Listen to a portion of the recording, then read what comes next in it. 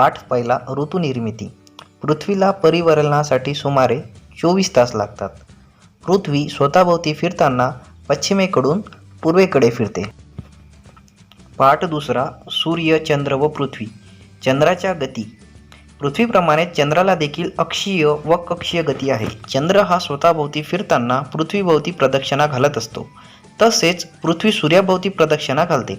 त्यामुळे चंद्र सूर्याभोवती स्वतंत्रपणे फिरत नसला तरी तो सूर्याभोवती अप्रत्यक्षपणे प्रदक्षिणा घालतो. चंद्राच्या परिभ्रमण व परिभ्रमण गतीचा कालावधी सारखाच असतो. त्यामुळे आपल्याला चंद्राची एकच बाजू सतत दिसत असते. पृथ्वीप्रमाणे चंद्राची परिभ्रमण कक्षा ही लंबवर्तुळाकार आहे. जेव्हा चंद्र पृथ्वीच्या जास्तीत जास्त जवळ असतो त्या स्थितीला उपभू स्थिती म्हणतात. या उलट तो जेव्हा पृथ्वीपासून जास्तीत जास्त दूर असतो तेव्हा ती चंद्राची अपभू स्थिती असते. चंद्र पृथ्वीभोवती फिरत असताना पौर्णिमेला सूर्याच्या विरुद्ध बाजूला असतो, तर अमावस्येस तो पृथ्वी व सूर्य यांच्यामध्ये असतो. शुद्ध व वद्य अष्टमीच्या दिवशी चंद्र, पृथ्वी व सूर्य यांच्यामध्ये 90 अंश कोन असतो. पृथ्वीची परिभ्रमण कक्षा व चंद्राची परिभ्रमण कक्षा नेहमीच एका पातळीत नसतात. चंद्राची परिभ्रमण कक्षा ही पृथ्वीच्या परिभ्रमण कक्षेशी सुमारे 5 अंश कोन करते. अमावस्येला सूर्य, चंद्र, पृथ्वी यांना जोडणाऱ्या रेषेत 0 अंशाचा कोन असतो, तर पौर्णिमेला तो 180 अंशाचा असतो. म्हणून प्रत्येक अमावस्या व पौर्णिमेला ग्रहण होत नाही. दिवसा चंद्राची सावली पृथ्वीवर ज्या ठिकाणी पडते तेथून सूर्यग्रहण अनुभवता येते. महत्त्वाचा प्रश्न आहे मित्रांनो.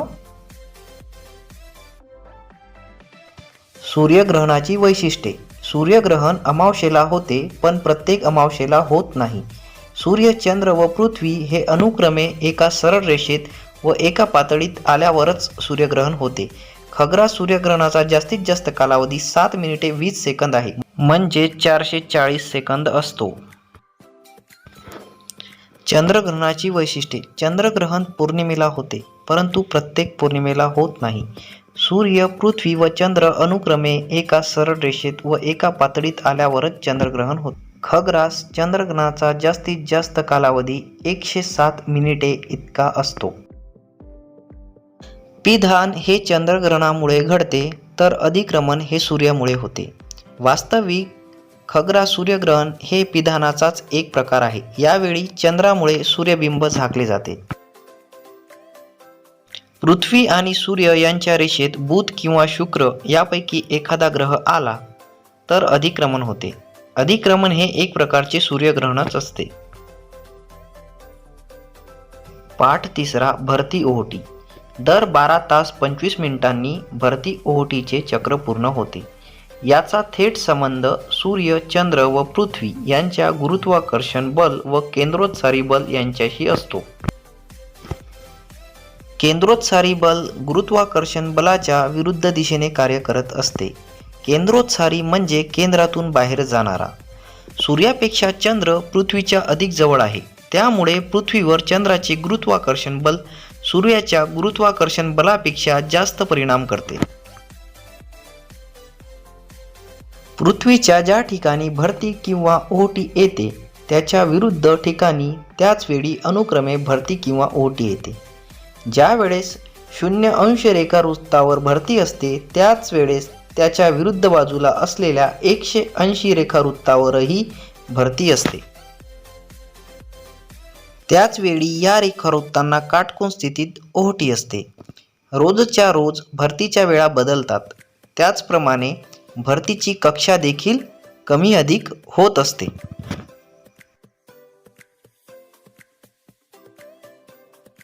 सर्वसाधारणपणे अमावस्येला व पौर्णिमेला ती सर्वात मोठी असते, तर अष्टमीच्या दिवशी ती नेहमीपेक्षा लहान असते. अमावस्या आणि पौर्णिमेला येणारी उधाणाची भरती किंवा ओहोटी, अष्टमीच्या दिवशी येणारी भांगाची भरती किंवा ओहोटी. भांगाची भरती किंवा ओहोटी प्रत्येक महिन्याच्या शुक्ल व कृष्ण पक्षातील अष्टमीला येते. भरती ओहोटीच्या वेळी पाण्याच्या पातळीच्या फरकास भरती ओहोटीची कक्षा म्हणतात. खुल्या समुद्रात ही कक्षा केवळ 30 सेंटीमीटर इतकी असते. परंतु किनारी भागात ही कक्षा वाढत जाते.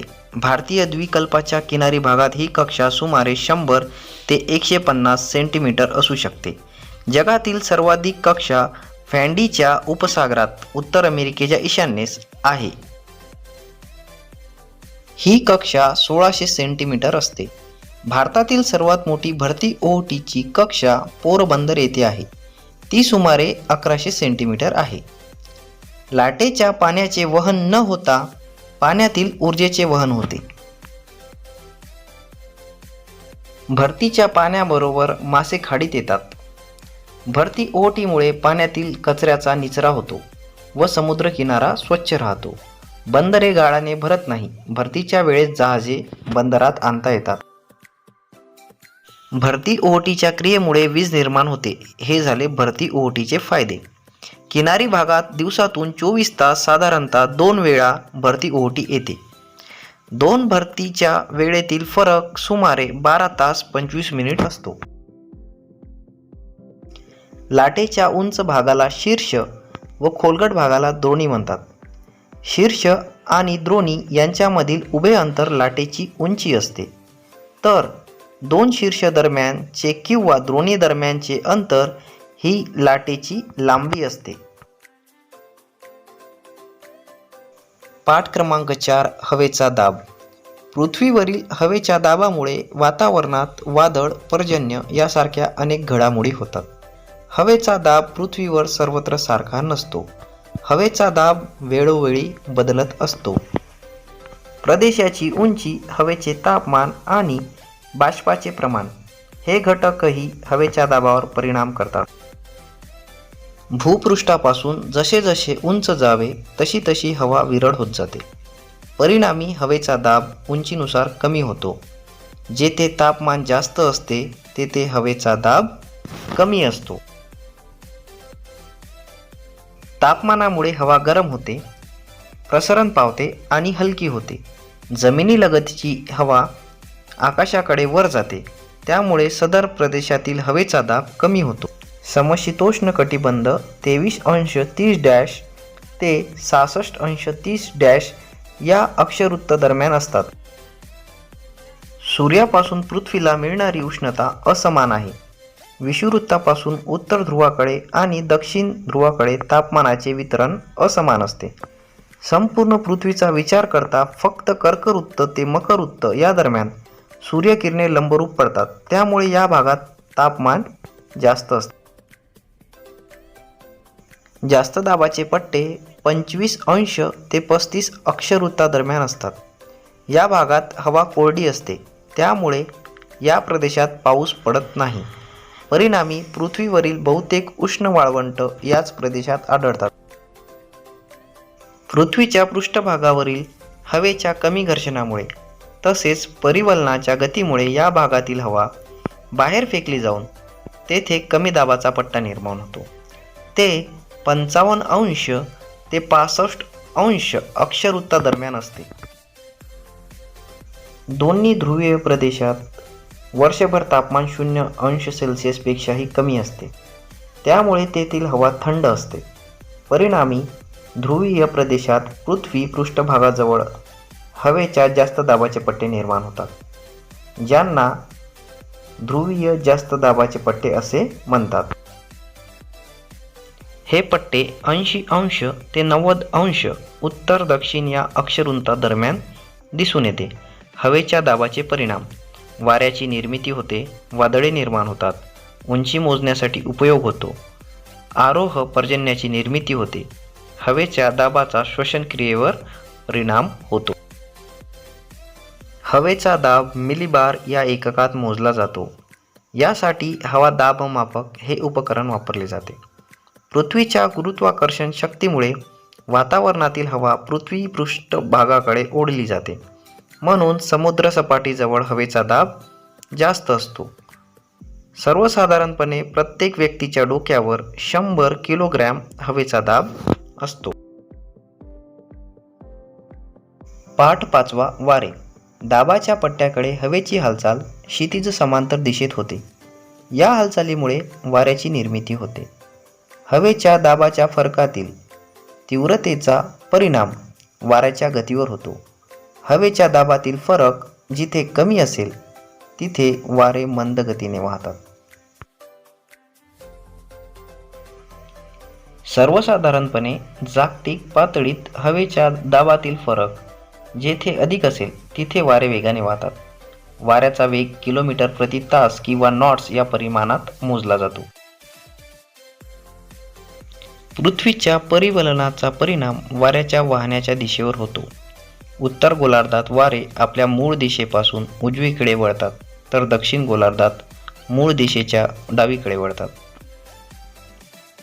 ग्रहीय वारे दोन्ही गोलार्धात 25° ते 35° या अक्षवृत्तादरम्यान असलेल्या जास्त दाबाकडून विषुववृत्तीय कमी दाबाच्या पट्ट्याकडे हे वारे वाहतात. हे वारे उत्तर गोलार्ध ईशान्येकडून नैऋत्येकडे तर दक्षिण गोलार्धात आग्नेयेकडून वायव्येकडे वाहतात. या वाऱ्यांना पूर्वीय वारे म्हणतात. दक्षिण गोलार्धात हे वारे वायव्येकडून आग्नेयेकडे तर उत्तर गोलार्धात नैऋत्येकडून ईशान्येकडे वाहतात. या वाऱ्यांना पश्चिम वारे असे म्हणतात. ध्रुवीय वारे या वाऱ्यांची दिशा सर्वसाधारणपणे पूर्वेकडून पश्चिमेकडे असते, 55° ते 65° रेखावृत्तादरम्यान. दक्षिण गोलार्धात वारे अतिशय वेगाने वाहतात, कारण दक्षिण गोलार्धात जलभाग जास्त आहे. उंच सकलपणाचा अडथळा नाही. दक्षिण गोलार्धात वारे उत्तर गोलार्धापेक्षा जास्त वेगाने वाहतात. 40° दक्षिण अंशापलीकडे हे वारे अतिशय वेगाने वाहतात. या भागात या वाऱ्यांना गरजणारे 40 असे म्हणतात. 50° दक्षिण अंशाच्या भागात हे वारे वादळाच्या वेगाने वाहतात. या भागात यांना खवळलेले 50 असे म्हणतात. 60° दक्षिण अंशाभोवती वारे वादळाच्या बरोबर प्रचंड आवाजाने वाहतात. त्यांना किंचाळणारे 60 असे म्हणतात. पर्वतीय वाऱ्यांची वैशिष्ट्ये. रात्री पर्वत शिखर लवकर थंड होते. दरीचा भाग तुलनेने उष्ण असतो. पर्वतावर हवेचा दाब जास्त असतो. पर्वताकडून दरीकडे थंड वारे वाहतात. दरीतील उष्ण व हलकी हवा वर ढकलली जाते, त्यामुळे थंड हवा दरीकडे वेगाने खाली येते. पर्वतीय वारे सूर्यास्तानंतर वाहतात. विषुववृत्ताच्या उत्तर व दक्षिणेस सुमारे 5° अक्षवृत्तापर्यंत वर्षातील बराच काळ हवा शांत असल्याने तेथे वारे वाहत नाहीत. म्हणून या पट्ट्याला विषुववृत्तीय शांत पट्टा असे म्हणतात. कर्कवृत्त व मकरवृत्ताच्या जवळ 25° ते 35° उत्तर व दक्षिण अक्षवृत्तादरम्यान जास्त दाबाचा पट्टा असतो. हा पट्टा शांत पट्टा आहे, म्हणून याला अश्व अक्षांश असे म्हणतात. जमीन जास्त घनतेच्या पदार्थांनी बनलेली असते. जमीन स्थिर व अपारदर्शक असते, त्यामुळे उष्णतेचे वहन जलद गतीने व जास्त प्रमाणात होते. म्हणून जमीन अधिक लवकर तापते. त्या मानाने पाण्याची घनता कमी असते. पाणी अस्थिर व पारदर्शक असते, त्यामुळे पाणी लवकर तापत नाही. खारे वारे समुद्राकडून जमिनीकडे वाहतात. मतलई वारे जमिनीकडून समुद्राकडे वाहतात. वाऱ्यांचे नाव. लू उष्ण व कोरडे वारे उत्तर भारतातील मैदानी प्रदेशात उन्हाळ्यात बहुधा दुपारी वाहतात. हे वारे थरच्या वाळवंटी प्रदेशातून येतात. सिमून उष्ण, कोरडे आणि विनाशकारी असतात. सहारा अरेबियन वाळवंटातून अतिशय वेगाने वाहतात. वारे शक्तिशाली असल्याने विध्वंसक असतात. चिनूक उबदार आणि कोरडे असतात. उत्तर अमेरिकेतील रॉकी पर्वताच्या पूर्व उतारावरून खाली वाहतात. परिणामे तेथील बर्फ वितळते, त्यामुळे दऱ्यांमधील तापमान वाढ होते. मिस्ट्रल थंड आणि कोरडे असतात. स्पेन, फ्रान्स आणि भूमध्य सागराच्या किनाऱ्यालगतच्या प्रदेशात वाहतात. हे वारे आल्प्स पर्वतावरून येतात. बोरा थंड आणि कोरडे असतात. आल्प्स पर्वताच्या उतारावरून इटली देशाच्या किनारी भागाकडे वाहतात. पाम्पेरा थंड आणि कोरडे असतात. दक्षिण अमेरिकेतील पंपास गवताळ प्रदेशात हे वारे वाहतात. फॉन हे वारे उष्ण व कोरडे असतात. आल्प्स पर्वताच्या उत्तर भागात वाहतात.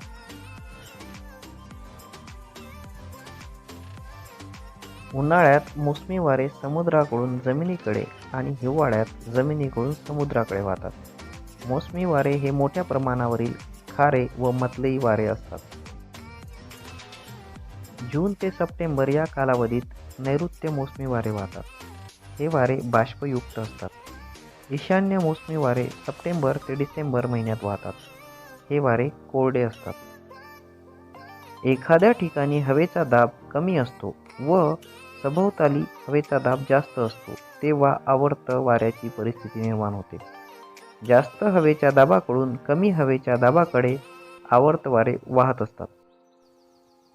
पृथ्वीच्या परिवलनामुळे उत्तर गोलार्धात आवर्त वारे घड्याळाच्या काट्याच्या विरुद्ध दिशेत, तर दक्षिण गोलार्धात हे वारे घड्याळाच्या काट्याच्या दिशेने वाहतात. हवेची स्थिती दर्शवणाऱ्या नकाशात आवर्ताचा केंद्रभाग यल म्हणजेच लो या अक्षराने दाखवतात.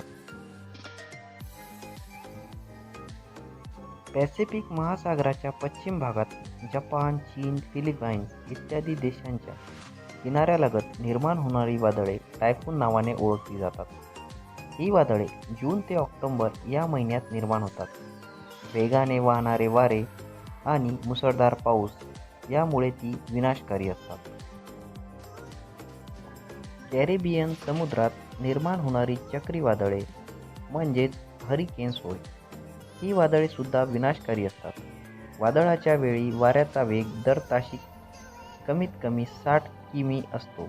याशिवाय समशीतोष्ण कटिबंधातही आवर्त तयार होतात. त्याची तीव्रता कमी असते. ती विनाशकारी नसतात. प्रत्यावर्त वारे केंद्रभागाकडून सभोवतालच्या प्रदेशाकडे चक्राकार दिशेत वाहतात. उत्तर गोलार्धात हे वारे घड्याळाच्या काट्याच्या दिशेने वाहतात, तर दक्षिण गोलार्धात ते घड्याळाच्या काट्याच्या विरुद्ध दिशेने वाहतात. प्रत्यावर्ती वारे कमी वेगाने वाहणारे वारे आणि अतिशय उत्साहवर्धक हवामान असते. प्रत्यावर्त्याची स्थिती बहुधा काही दिवस अथवा एक आठवडा असू शकते.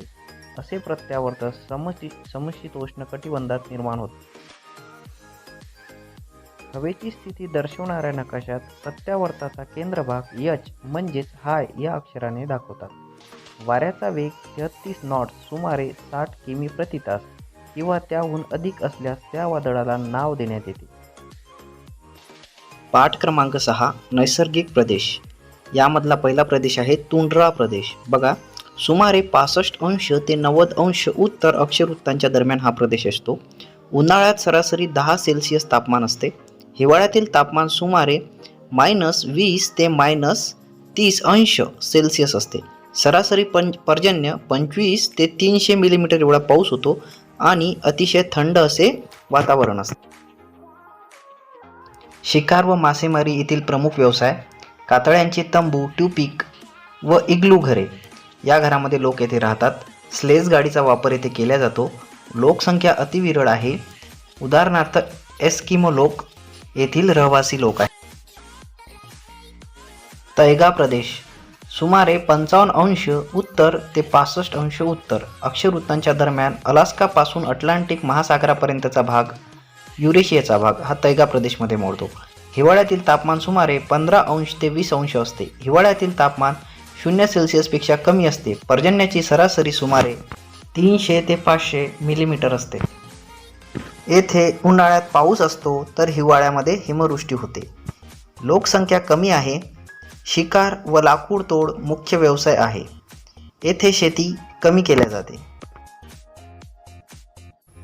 गवताळ प्रदेश, यालाच स्टेप्स व प्रेरी प्रदेश सुद्धा म्हणतात. 30 ते 55 उत्तर व दक्षिण अक्षवृत्तांच्या दरम्यान खंडाच्या आतील भागात हा प्रदेश आहे. काही महत्त्वाचे गवताळ प्रदेश बघा. स्टेप्स युरेशियामध्ये आहे. वेल्ड दक्षिण आफ्रिकेत आहे. तसेच पंपाज हे सुद्धा दक्षिण आफ्रिकेत आहे. प्रेयरी प्रदेश उत्तर अमेरिकेमध्ये आहे. तसेच डाऊन्स हा ऑस्ट्रेलियामध्ये आहे. उन्हाळ्यातील तापमान सुमारे 27 सेल्सिअस असते. हिवाळ्यातील तापमान 0 सेल्सिअसपेक्षाही कमी असते.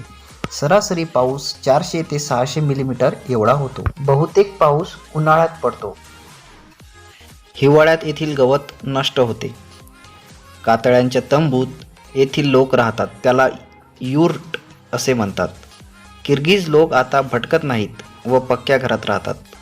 ते गव्हाची शेती करतात. उष्ण वाळवंटी प्रदेश विषुववृत्तापासून 20 अंश ते 30 अंश अक्षवृत्तांच्या दरम्यान. येथील बघा काही वाळवंटी प्रदेश दिलेले आहेत. सहारा हा वाळवंटी प्रदेश उत्तर आफ्रिकेत आहे. कोलोरॅडो उत्तर अमेरिकेमध्ये, अटाकामा दक्षिण अमेरिका, थरचे वाळवंट आशिया, कलहारी दक्षिण आफ्रिकेमध्ये आहे. उष्ण वाळवंटी प्रदेशात उन्हाळ्यात सरासरी तापमान 30 अंश सेल्सिअस ते 45 अंश सेल्सिअस असते. येथील हिवाळ्यातील तापमान 20 अंश ते 25 अंश सेल्सिअस असते. अतिउष्णता व अत्यल्प पर्जन्यमान येथे असते. येथे रात्री खूप थंडी असते. प्राणी दिवसा जमिनीखाली राहतात. उष्ण वाळवंटी प्रदेशातील लोक आणि त्यांची लोकवस्ती येथे दिलेली आहे बघा. बदाऊन हे लोक सहारा वाळवंटात राहतात. बुशमॅन कलहारीमध्ये, ॲबोरिजन ऑस्ट्रेलियामध्ये हे लोक राहतात. मरुद्याने व नद्यांची खोरी येथे शेती केली जाते. सुदान प्रदेश विषुववृत्ताच्या उत्तरेस व दक्षिणेस 5 अंश ते 20 अंश अक्षवृत्तांमध्ये हा प्रदेश आहे. येथील काही गवताळ प्रदेश बघा. सॅव्हाना आफ्रिकामध्ये, क्वीन्सलँड ऑस्ट्रेलियामध्ये, द पार्कलँड आफ्रिकेमध्ये, लॅनोज व कॅम्पोज दक्षिण अमेरिकेमध्ये. उन्हाळ्यातील तापमान सुमारे 35 अंश सेल्सिअस असते. हिवाळ्यातील तापमान 24 अंश सेल्सिअस असते. सुमारे 250 मिलीमीटर ते 1000 मिलीमीटर येथे पाऊस पडतो. गवत सुमारे 6 मीटर उंच असते. याला हत्ती गवत म्हणतात. मातीच्या भिंती व गवताचे छप्पर असलेली साधी घरे. घरांना खिडक्या नसतात. ठेंगण्या व गोलाकार झोपड्यात लोक येथे राहतात. त्यांना क्रोल म्हणतात. शिकार व पशुपालन मुख्य व्यवसाय येथील आहे. झुलू, हौसा, मसाई इत्यादी जमाती येथे राहतात. विषुववृत्तापासून ध्रुवीय प्रदेशाकडे जाताना जैवविविधतेतील बदल उत्तरोत्तर कमी होत जातात. तैगा प्रदेशातील वनांमध्ये मऊ लाकूड आढळते. टुंड्रा प्रदेशात फक्त शिकार व मासेमारी करावी लागते. मित्रांनो, स्पर्धा परीक्षेच्या दृष्टिकोनातून हा धडा खूप महत्त्वाचा आहे. यामधील गवताळ प्रदेश आणि वाळवंटी प्रदेश यांची नावे परीक्षेमध्ये नेहमी विचारली जाते. त्यामुळे हा धडा तुम्ही व्यवस्थित वाचून व्यवस्थित पाहावा. धडा क्रमांक 7 मृदा. महाराष्ट्रातील दख्खनच्या पठारावर असलेल्या बेसॉल्ट या मूळ खडकांचे विदारण होऊन काळी मृदा तयार होते. या मृदेला रेगूर मृदा असे म्हणतात. दक्षिण भारतातील ग्रॅनाइट व नीस या मूळ खडकांपासून तांबडी मृदा तयार होते. विदारण हा मृदा निर्मितीचा पहिला टप्पा असतो. विदारण प्रक्रिया ही प्रदेशांच्या हवामानावर ठरते. प्रदेशाचे हवामान विदारक प्रक्रियेची तीव्रता ठरवते. एकाच मूळ खडकापासून वेगवेगळ्या प्रकारची मृदा हवामानातील फरकामुळे तयार झालेली पाहायला मिळते. सह्याद्रीतील पश्चिम भागात बेसॉल्ट खडकाचे अपक्षालन होऊन जांभी मृदा तयार होते. ज्या मृदेमध्ये ह्युमसचे प्रमाण अधिक असते ती मृदा सुपीक असते. जास्त तापमान व जास्त पाऊस असलेल्या प्रदेशात मृदा निर्मितीची प्रक्रिया जलद गतीने होत असते. मृदा म्हणजे माती नव्हे. मृदा ही एक परिपूर्ण परिसंस्था आहे. या उलट माती हा एक पदार्थ आहे. कुंभार वापरतो ती माती, शेतकरी वापरतो ती मृदा. जाडी भरडी मृदा. विदारण क्रिया व कमी पाऊस यांच्या परिमाणातून हा मृदा प्रकार तयार होतो. पठाराच्या पश्चिम भागात घाट माथ्यावर ही मृदा आढळते. उदाहरणार्थ अजिंठा, बालाघाट व डोंगर महादेव. या मृदेत ह्युमसचे प्रमाण नगण्य असते. काळी मृदा. रेगूर किंवा काळी कापसाची मृदा या नावाने देखील ही मृदा प्रसिद्ध आहे. मध्यम पावसाच्या प्रदेशात ही मृदा आढळते. नद्यांच्या खोऱ्यामधील गाळाची मैदाने व दऱ्यांच्या भागात ही मृदा आढळते. दिसायला काळी असली तरीही या मृदेत जैविक घटकांचे प्रमाण कमी असते. जांभी मृदा. सह्याद्रीच्या पश्चिमेस कोकण किनारपट्टीत व पूर्व विदर्भात या मृदेचा विस्तार आढळतो. या मृदेचा रंग तांबडा असतो. पिवळसर तपकिरी मृदा. अतिरिक्त पावसाच्या प्रदेशात ही मृदा आढळते. ही मृदा फारशी सुपीक नसते. त्यामुळे शेतीसाठी या मृदेचा उपयोग कमी होतो. चंद्रपूर, भंडाऱ्याचा पूर्व भाग व सह्याद्रीच्या भागात ही मृदा प्रामुख्याने आढळते. पाठ क्रमांक 8 ऋतुनिर्मिती. पृथ्वी लंबवर्तुळाकार मार्गाने फिरत असल्याने तिचे सूर्यापासूनचे अंतर सारखे नसते. जानेवारीच्या पहिल्या आठवड्यात पृथ्वी सूर्यापासून कमी अंतरावर असते, ती उपसूर्यस्थिती होय. या उलट जुलैच्या पहिल्या आठवड्यात पृथ्वी सूर्यापासून जास्तीत जास्त अंतरावर म्हणजेच अपसूर्यस्थितीत असते. यावेळेस पृथ्वीच्या आसाचे उत्तरेकडील टोक सूर्याकडे असते. परिभ्रमण कक्षेत वर्षातून 2 दिवस विषुववृत्तावर सूर्याची किरणे लंबरूप पडतात. ही स्थिती साधारणपणे 21 मार्च व 23 सप्टेंबर रोजी असते. संपात स्थिती म्हणजे विषुववृत्तावर सूर्यकिरण लंबरूप असण्याची स्थिती. यालाच विषुवदिन असे म्हणतात. 21 जून किंवा 22 डिसेंबर या तारखांना अनुक्रमे कर्कवृत्तावर आणि मकरवृत्तावर सूर्यकिरणे लंबरूप पडतात. या दिवसांना अयन दिन असे म्हणतात. उत्तर गोलार्धात 21 जून हा सर्वात मोठा दिवस म्हणजेच रात्र सर्वात लहान असते, तर दक्षिण गोलार्धात तो दिवस सर्वात लहान असतो. तसेच दक्षिण गोलार्धात 22 डिसेंबर हा दिवस सर्वात मोठा दिवस असतो, म्हणजेच रात्र सर्वात लहान. उत्तर गोलार्धात तो सर्वात लहान दिवस असतो. उत्तर ध्रुवावर 22 मार्चपासून तर 22 सप्टेंबरपर्यंत 6 महिन्यापर्यंत आकाशात सूर्य सतत दिसतो. या उलट 23 सप्टेंबर ते 21 मार्चपर्यंत अशी स्थिती दक्षिण गोलार्धात अंटार्क्टिक ते दक्षिण ध्रुवापर्यंत असते. धडा 9 शेती. व्यापारी शेती. विस्तृत शेती व मळ्याची शेती हे 2 प्रमुख प्रकार. या प्रकारच्या शेतीमध्ये उत्पादन मुख्यत्वे व्यापारी तत्वावर घेतले जाते. विस्तृत शेती. शेतीचे क्षेत्र 200 हेक्टर किंवा अधिक असते. यंत्राच्या साहाय्याने ही शेती केली जाते. फवारणीसाठी हेलिकॉप्टर किंवा विमानाचा वापर केला जातो. एक पीक पद्धती या शेतीचे ठळक वैशिष्ट्य आहे. मोठी भांडवल या शेतीसाठी गुंतवणूक करावी लागते. समशीतोष्ण गवताळ प्रदेशात या प्रकारची शेती केली जाते. मळ्याची शेती. शेतीचे क्षेत्र 40 हेक्टर किंवा अधिक असते. शेतीचे क्षेत्र डोंगर उतारावर असल्याने यंत्राचा वापर फारसा करता येत नाही. यामुळे शेतीत स्थानिक मनुष्यबळाचे महत्त्व अधिक असते. एक पीक पद्धती या शेतीचे प्रमुख वैशिष्ट्य. या शेतीमध्ये अन्नधान्याचे उत्पादन होत नाही, केवळ व्यापारी पिकांचे उत्पादन घेतले जाते. उदाहरणार्थ चहा, रबर, कॉफी, नारळ, कोक, मसाल्याचे पदार्थ. बहुतांश मळ्याची शेती ही उष्णकटिबंधातच केली जाते. या शेतीसाठी मोठी भांडवल गुंतवणूक करावी लागते. मंडई बागायती शेती. अर्थशास्त्राच्या नियमानुसार हा बागायती प्रकार शहरातील भाजीपाल्यांची मागणी पूर्ण करतो. ही शेती वाहतुकीच्या सोयीसुविधांवर अवलंबून असते. जलद वाहतुकीवर या शेतीतील उत्पन्नाचा दर्जा व किंमत ठरते, म्हणून या शेतीला ट्रक शेती असेही म्हणतात. व्हिडिओ आवडल्यास चॅनलला सबस्क्राईब करा, लाईक करा, शेअर करा.